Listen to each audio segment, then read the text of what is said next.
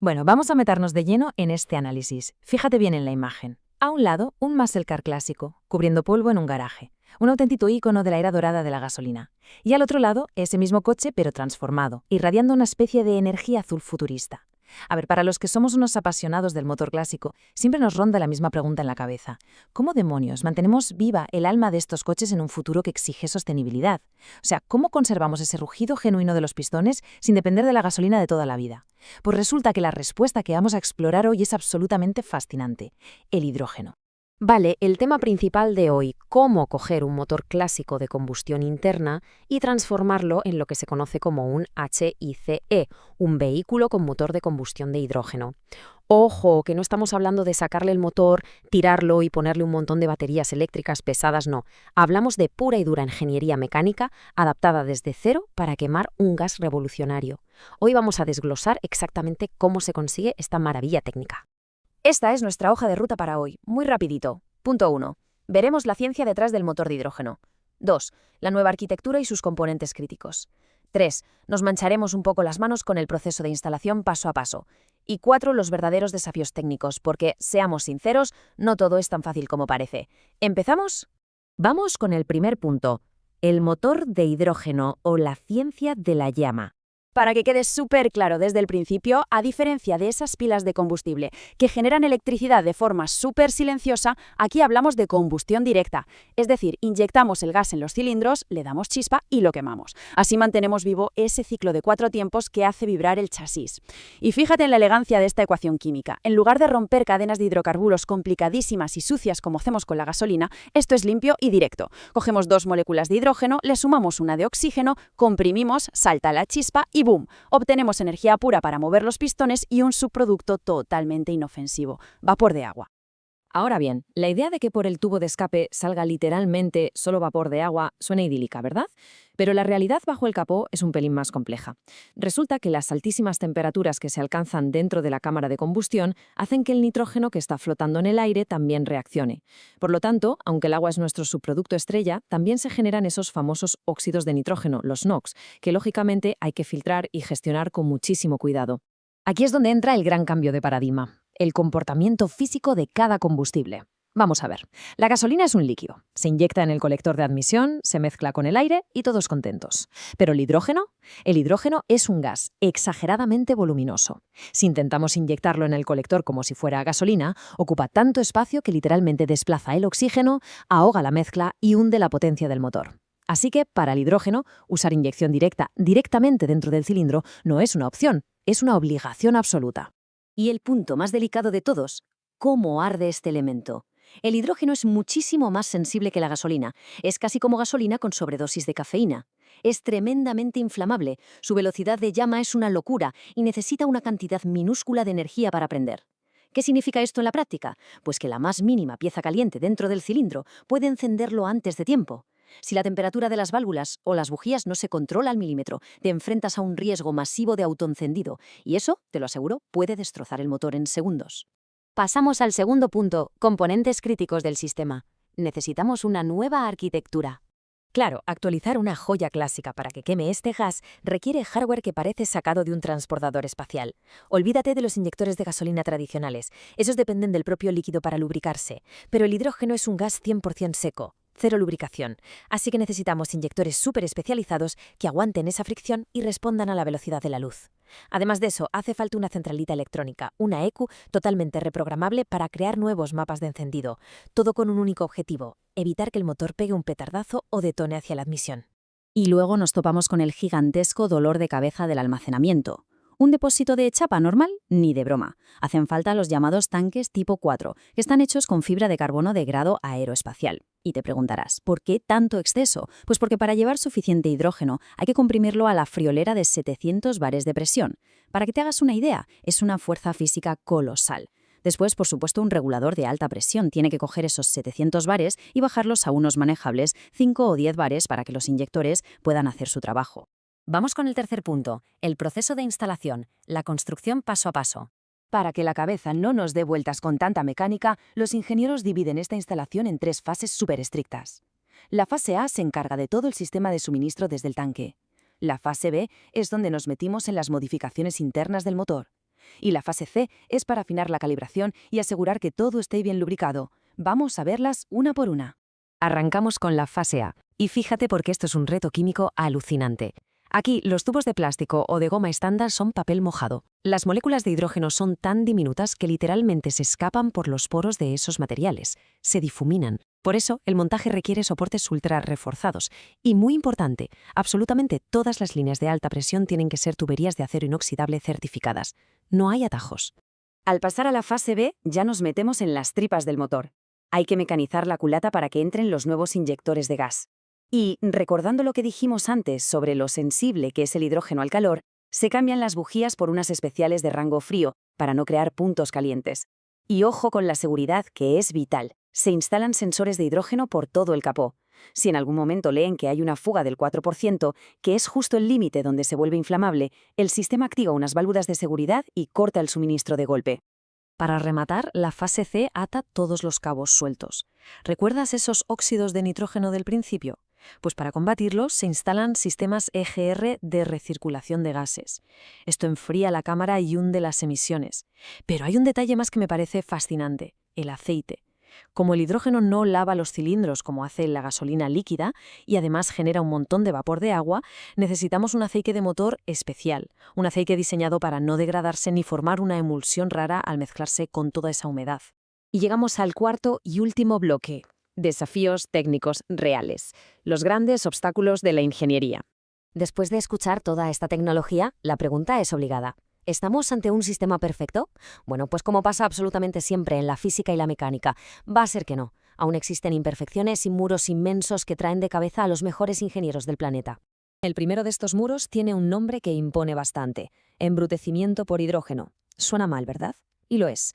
Resulta que el gas hidrógeno, al estar a tanta presión y temperatura, tiene la fea costumbre de infiltrarse en ciertos metales tradicionales y alterar su estructura molecular, volviéndolos quebradizos. Esto significa que, si no usamos aleaciones de última generación, los pistones y válvulas originales de nuestro coche clásico se volverían frágiles como el cristal y acabarían partiéndose. Y luego está el eterno problema de la autonomía y el espacio físico. La gasolina es una maravilla comprimiendo energía. Te da mucha autonomía en un tanque relativamente pequeño. Pero el hidrógeno es todo lo contrario. Es súper ligero, sí, pero es un acaparador de espacio. Incluso aplastándolo a esos increíbles 700 bares de presión, te va a exigir muchísimo más volumen físico en el maletero del coche para poder igualar los kilómetros que harías con un depósito normal de gasolina. Pero, ¿sabes qué? A pesar de los retos de los metales frágiles, el software y los tanques gigantescos, esta conversión logra algo verdaderamente poético.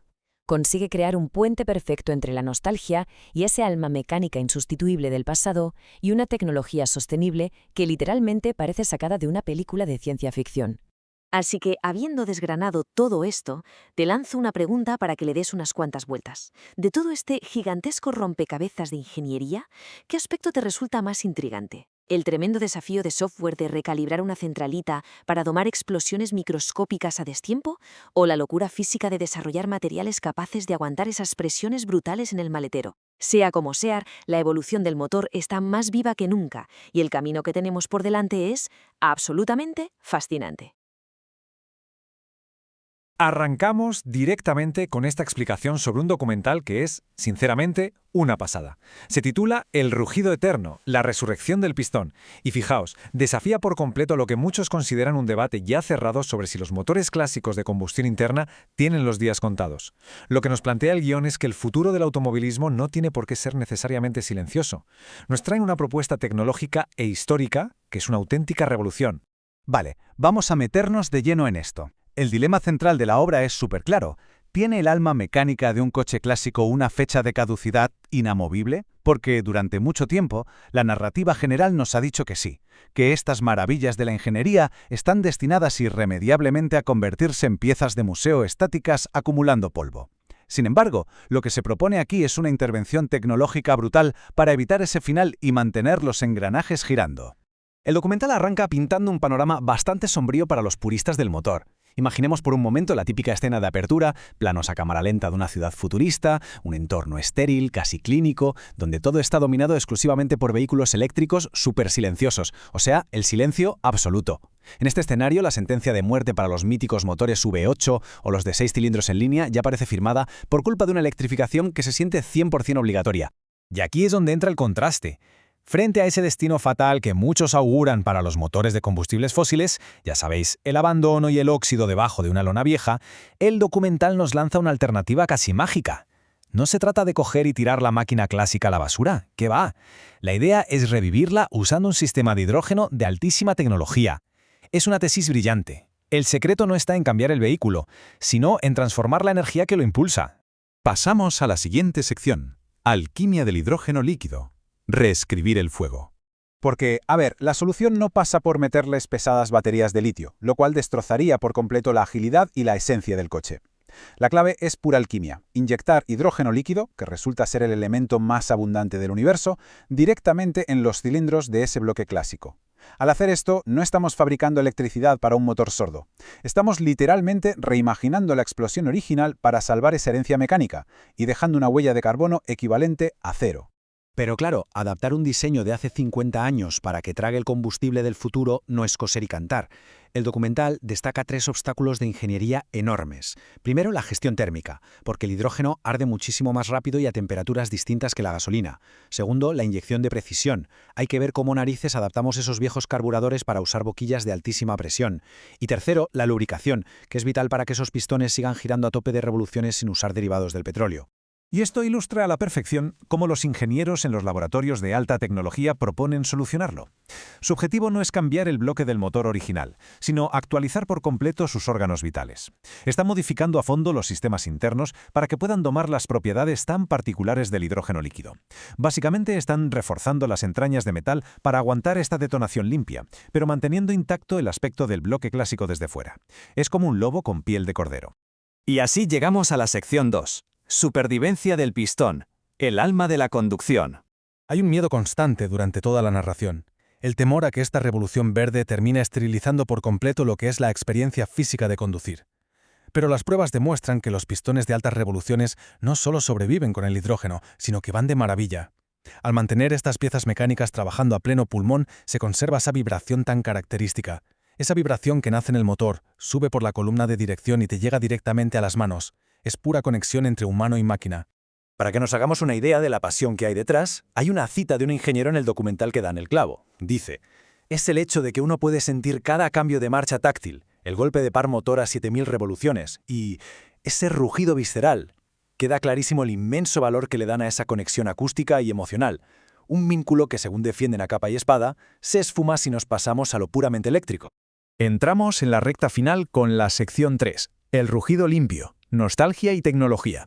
Entonces, el punto crucial aquí es cómo quedan los beneficios del hidrógeno al ponerlos frente a frente con las otras opciones. Por un lado, a diferencia del motor de combustión de toda la vida, esto genera 0 emisiones de CO2. 0. Por otro lado, comparado con el silencio de los eléctricos, aquí sí mantenemos la acústica salvaje del escape original. Y por si fuera poco, nos libramos del peso brutal de las baterías, manteniendo la agilidad de los chasis clásicos. Es lo mejor de ambos mundos. Es muy curioso cómo el documental enmarca todo esto. Convierte el mayor vicio de estos deportivos, que era devorar gasolina sin piedad, en una virtud ecológica total. Pensemos en ello. De ese escape clásico por la autopista solo sale vapor de agua puro. Es la promesa de poder seguir disfrutando de la conducción clásica en su máximo esplendor, pero ahora sin un ápice de culpa. Y pasamos a nuestra última sección, un futuro que ruge, preservación cultural. Porque, al fin y al cabo, para los creadores de esta obra, la tecnología va mucho más allá de las tuercas y los tornillos. Salvar el motor de combustión interna es de verdad un acto de preservación cultural. No es solo buscar otro combustible para ir del punto A al punto B. Se trata de salvar nuestra historia, proteger los recuerdos y asegurar que la emoción pura del asfalto siga viva. Y esto nos deja con una pregunta bastante profunda. ¿El futuro de la preservación automovilística pasa realmente por reescribir la química del pasado? Es una reflexión fascinante que nos hace plantearnos si el futuro del transporte de verdad necesita ser completamente silencioso. Muchísimas gracias por acompañarnos en esta explicación y hasta la próxima.